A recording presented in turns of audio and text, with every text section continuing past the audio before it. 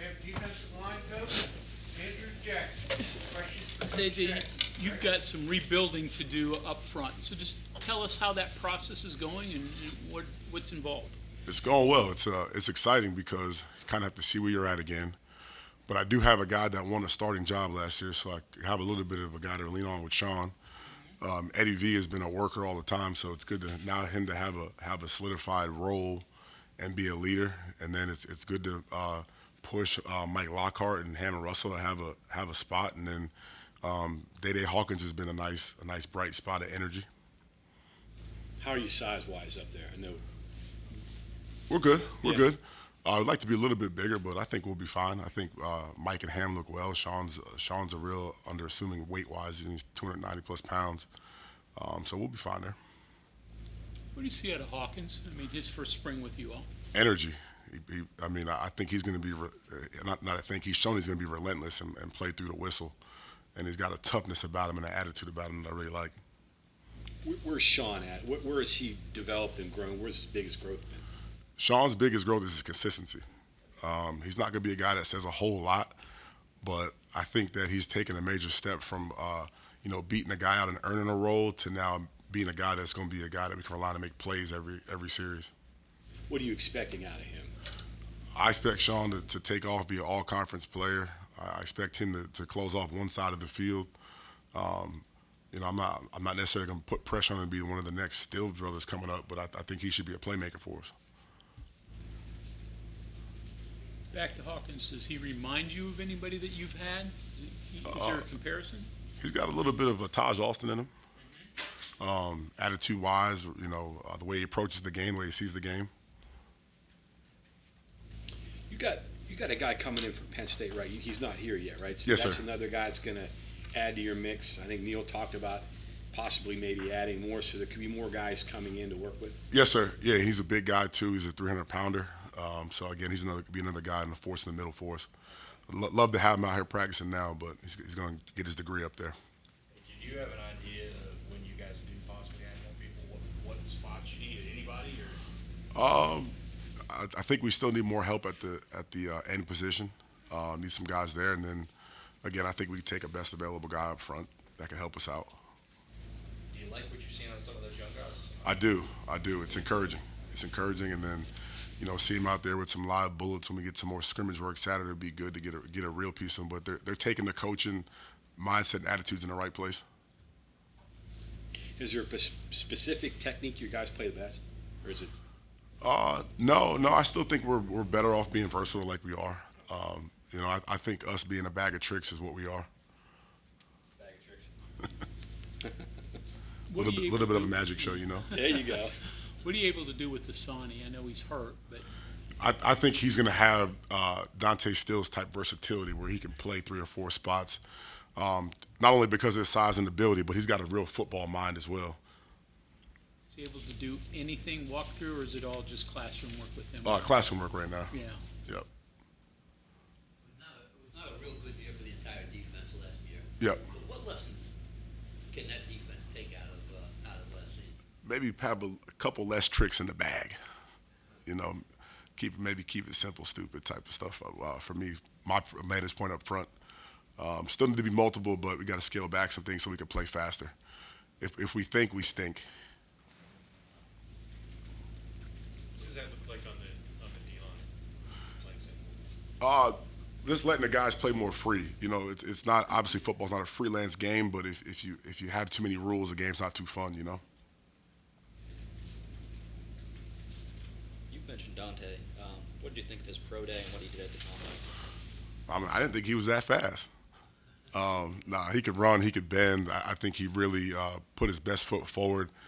I think we all realize a special talent the kid is, and then you compare him to some of the other guys across the country that got invited, and he's right in the mix with those guys. Any younger guys that jumping out at you yet, or too early? Hammond Russell's taken a big step.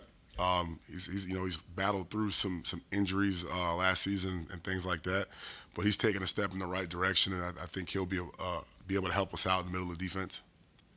When Sean first got here, I think the thing about him was he didn't know how to play with how big he was. Yeah. Has he? I mean, into his size and how to use him now? He's trending in the right direction. I wouldn't say he's 100% there. We still have some work to do, but I don't think he's afraid to be the biggest guy in the room or be the strongest guy. I don't think he's afraid to hurt anybody. You got a scrimmage coming up Saturday. What do you want to see from your guys?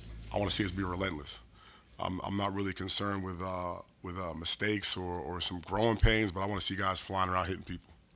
On that note, with the experienced offensive line, are you able to see some things that you can kind of teach with them when they go in this scrimmage work? Absolutely, we get better every day because I think we're going against one of the deepest O-lines in the conference. So, we're getting really good work that you can't just teach on film. So we're getting exposed different ways every day, which is good.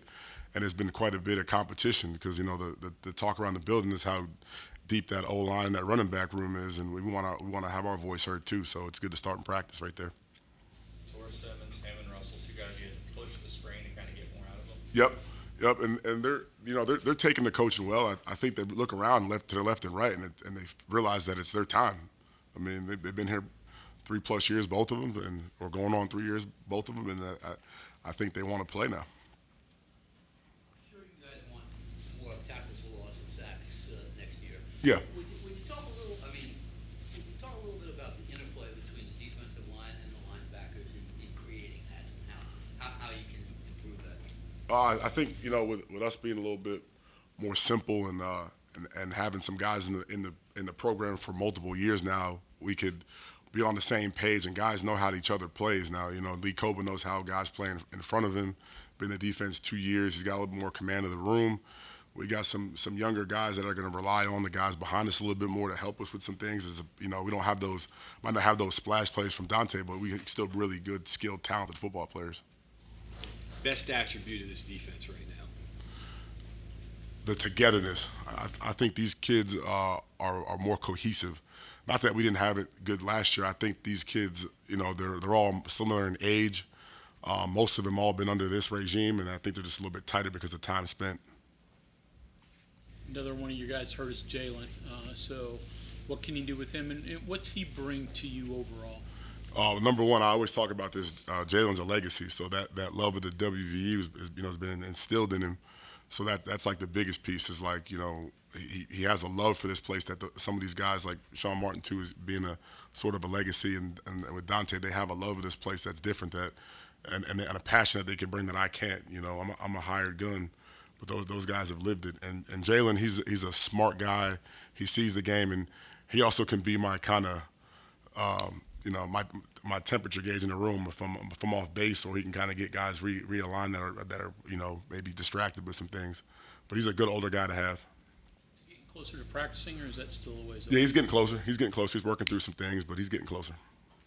A lot of talk about the portal and players who might acquire, but between Jalen, Lawton, Redwood, those three pretty decent bodies and players you're going to have to think about sooner than later. That Oh, can't yeah. help, right? Can't hurt, right? No, that can't hurt. Now, all those guys bring a different, unique skill set and playmaking ability, and they're guys that everybody's excited to see.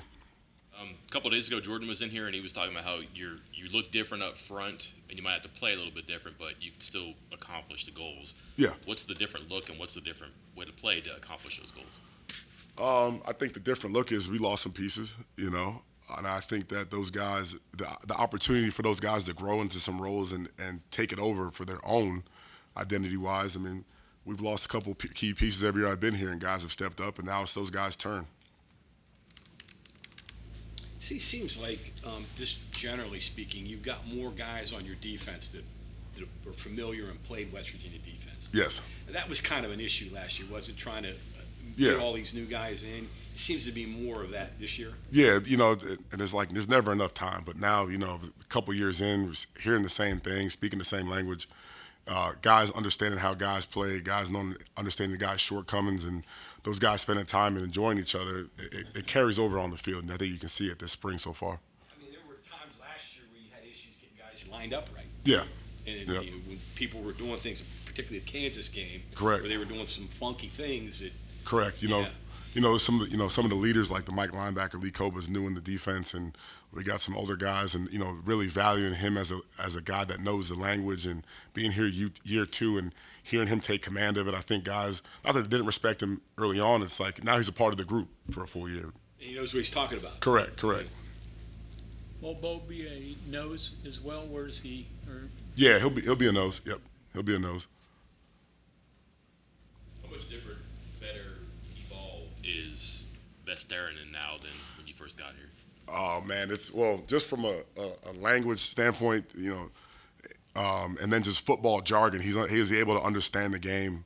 He always played hard, but now I think he knows the nuances of the game, and he can reciprocate what he's seeing and what he's learning back to me, and we can have a full football conversation. Whereas we're kind of using sign language, drawing stuff on the board, trying to figure out what the hell we're saying to each other. But now I think he can understand and see the big picture. Okay, anything else for Coach?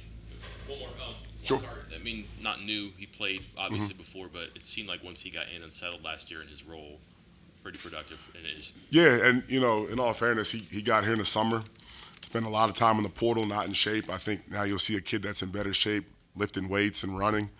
And again, another guy that's been here, going on to a year plus and hearing everything, I think he'll be taking off. you mentioned Hammond Russell as well. So give us an analysis on him. How has he progressed? He's progressed quite fine. Number one, he's healthy. I think he's a more mature kid. He's always got a great smile, happy-go-lucky. But I think he's able to know when to be serious and when to lock in, and I think he's going to take off as well. Okay, thank you, Coach. Appreciate you guys. Have a good one.